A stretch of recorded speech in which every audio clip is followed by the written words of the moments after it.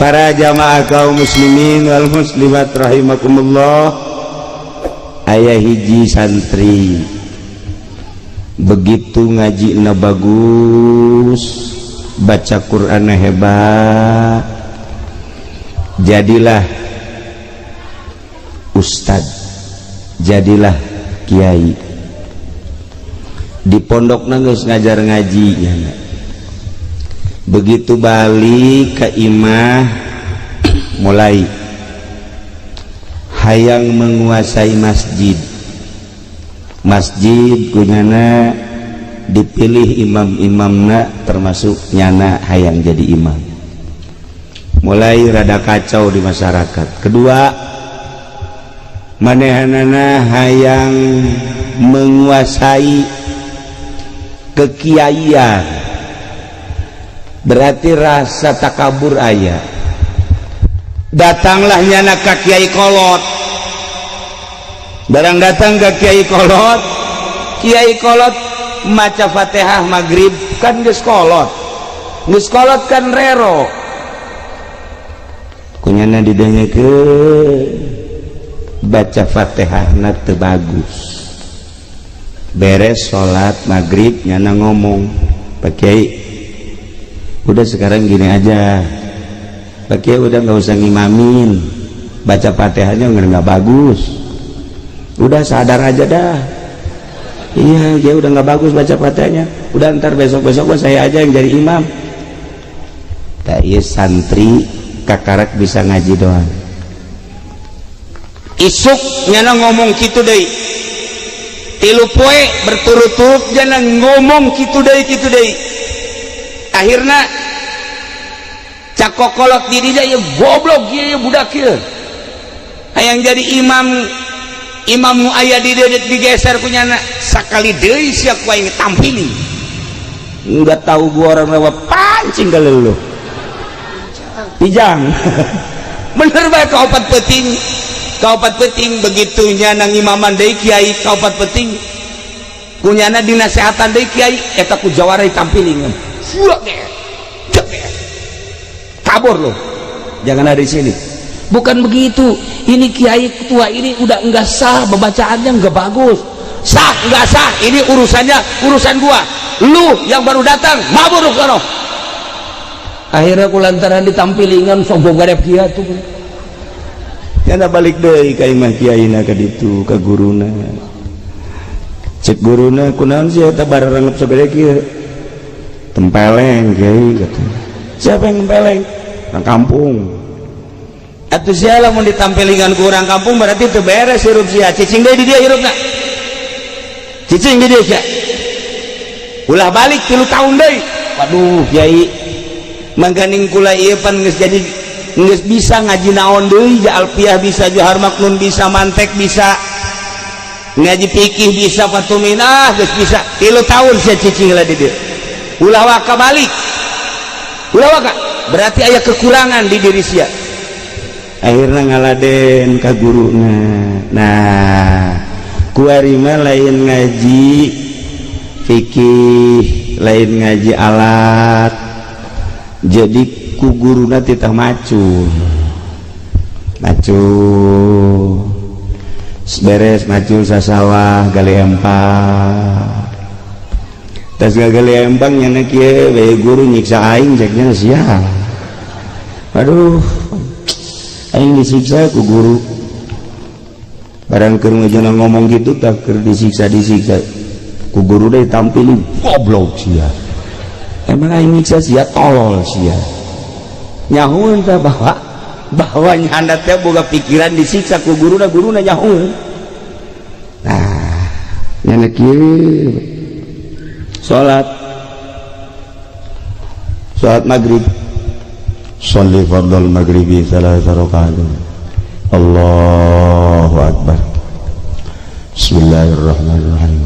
Aduh, dalam hatina waduh aing lamun di dieu bae main ya 7 tahun kebal keneh aing moal ka kawin berarti mangane aing geus sayang kawin. Guruna nampilingan di itu kok goblok sia. Salat terus kitu paingan di lembur disiksa sia yang jadi imam urus ya sholat ya yang kawin goblok sia.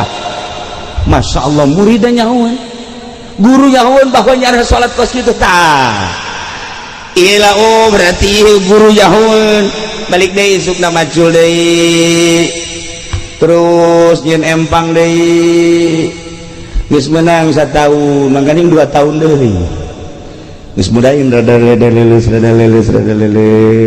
kita manggulan kayu kebelah itu ketika di panggulan deh yo kiai blon sakna ya iya kayu tita dibawa ka ditu ketitu dibawa deh ka dieu boga pikiran kiai blon tampil deh ku kiai jager bae sia ka aing nyebut bolon.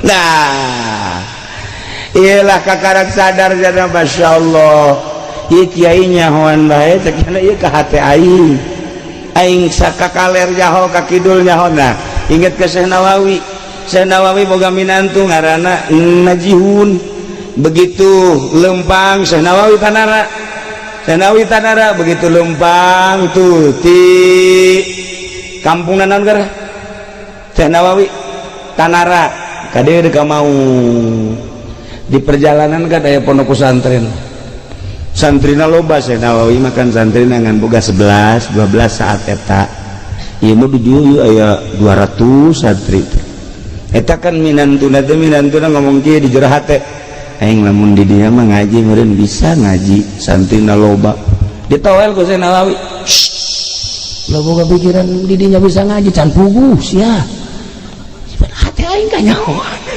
ih kakara ge ngagerentes doang kanyahoan ye. Saya juga tahu Haji Asba artinya ada pengen ya pengen apa dan ntar berdua aja ngomongnya ya iya udah ketahuan lah adalah tuh kajahoan.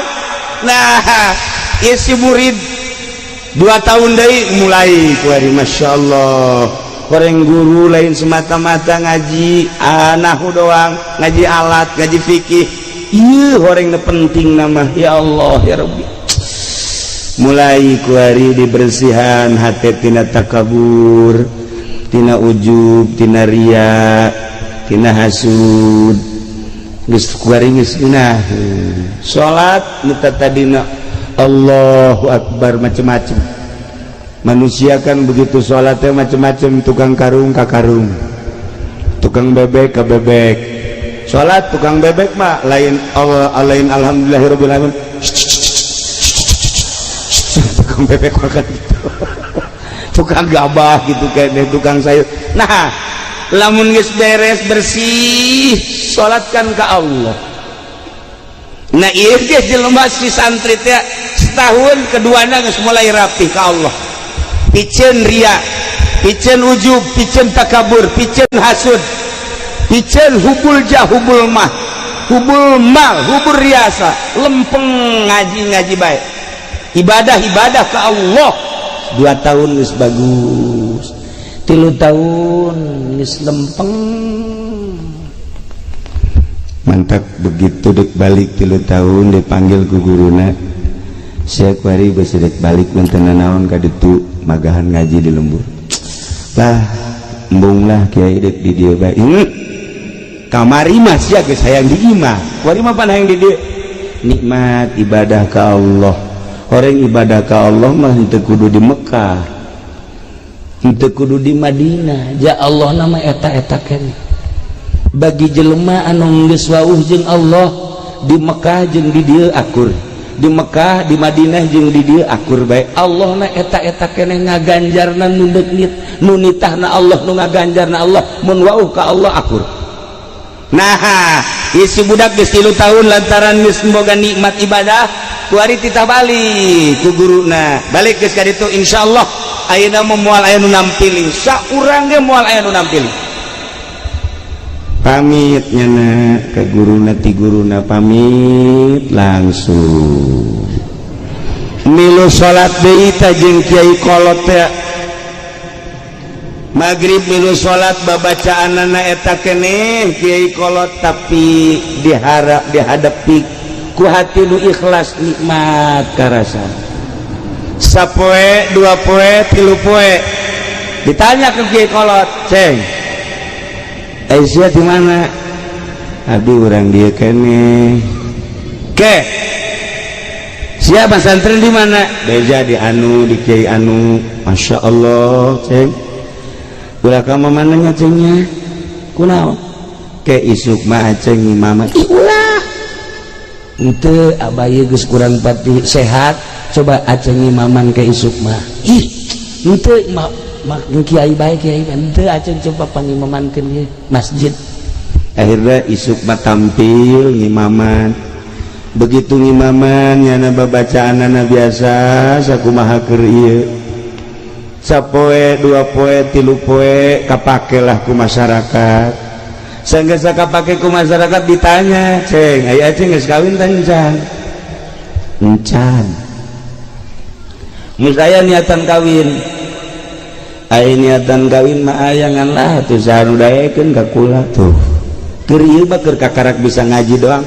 Perempuan mana? Pokon gua wirid dah. Emangnya gua nggak tahu. Nih. A'udzubillahi minasyaitonir rajim. Iz qala Yusuf li abihi ya. Baheula mah kos kitu ku ari teu. Nah, ku ari mah kan teu. Lamun geus wauh ka Allah mah kabeh kan ngeunaheun. Ngeunaheun lamun geus wauh ka Allah mah. Lamun urang geus wauh ka Allah ya, santri bobogohan jeung awewe. Tapi geus wauh ka Allah moal hariwang. Kula sok nyontohan teh ya. Aya hiji santri kabogohna santri deui. Begitu duduaan di pos kamling. Hujan. Ngadeukeutan kan rapet. Begitu dicekel ku lalaki. Cekawan. Kunaon? Besi aya nu neuleukeun coba ma abah deuleuh heula besi hudang keneh. Titip lalaki. Udah tidur ya, tenang dong. Di toilet. Kenapa? Besi aya RT RW hudang kena. Coba dideuleuh heula kabeh. Enggak ada. Pareuman lampu, pareuman trek. Dempet. Begitu dek dipeluk, Allah besi neuleukeun. Wih, iya ya, Masya Allah. Tak, lamun nyaho ka Allah makan gerangan. Isin ka Allah. Allah meneuleukeun bae urang duaan kieu Allah neuleukeun. Ya Allah. Coba lamun teu ka Allah gitu dicekel guys. Belah sini no. Megangnya jangan yang itu, yang mana? Yang empuk-empuk dah. Eta kan teu jauh ka Allah. Ya, lamun nyaho ka Allah mah moal. Asa dideuleukeun ku Allah moal hariwang. Urang boga keyakinan Allah neuleukeun moal hariwang kajeun ka kamana kajeun ku kumaha ge. Nah ieu dari tawaran kawin ku kiai daeklah kawin sanggeus kawin kakarak berpikirnya nak Masya Allah horeng ilmu teh lain sakadar ilmu nahu ilmu alat ilmu fikih tetapi nu paling penting cicing di imah adalah ilmu batin, ilmu yang ibadah ka Gusti Allah Subhanahu wa taala. Nu paling hese ya, nu paling hese lain nungtun jelema tina teu bisa maca Quran jadi bisa masih kecil. Menuntun santri dari tidak tahu baca kitab jadi bisa kecil. Katadina teu bisa maca Fathul Muin dituntun ku kiai jadi bisa leutik. Katadina teu bisa maca tafsir lantaran dituntun ku kiai jadi bisa belum apa-apa. Nu paling hese teh nungtun santri, nungtun masyarakat, nungtun umat tina henteu nyaho ka Allah jadi nyaho, tina nu henteu ikhlas jadi ikhlas, tah nungtun eta nu hese. Ku ayeuna sakitu ibu-ibu, bapak-bapak, para hadirin jamaah kaum muslimin wal muslimat rahimakumullah. Satu, hiji perhatikeun urang hirup di alam dunia sing nyaho jalan.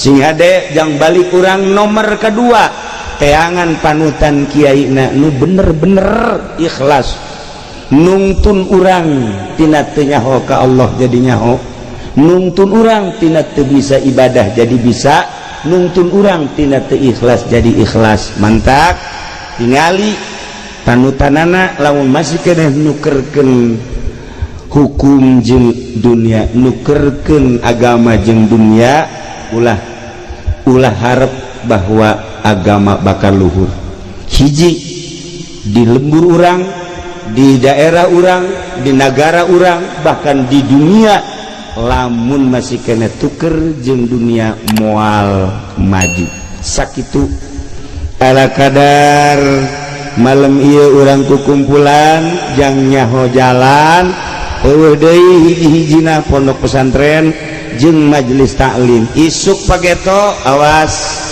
terakhir urang di jero rahim keluar ke alam dunia pepeta neangan jalan keluar roh urang balik deui cabut set lamun kuari nganyaho ka Allah roh urang bakal babalik ka Allah lamun kuari teu wauh ka Allah roh urang moal wauh jeung Allah maka roh masa geusna keluar ayat tempatna awak urang mah dibawa ka leuweung saha itu Kiai Asba paeh saha itu Kiai Haji Bahri paeh saha itu Lurah Modar saha itu RT Koit saha itu Haji Pendi ngejejes paeh kabeh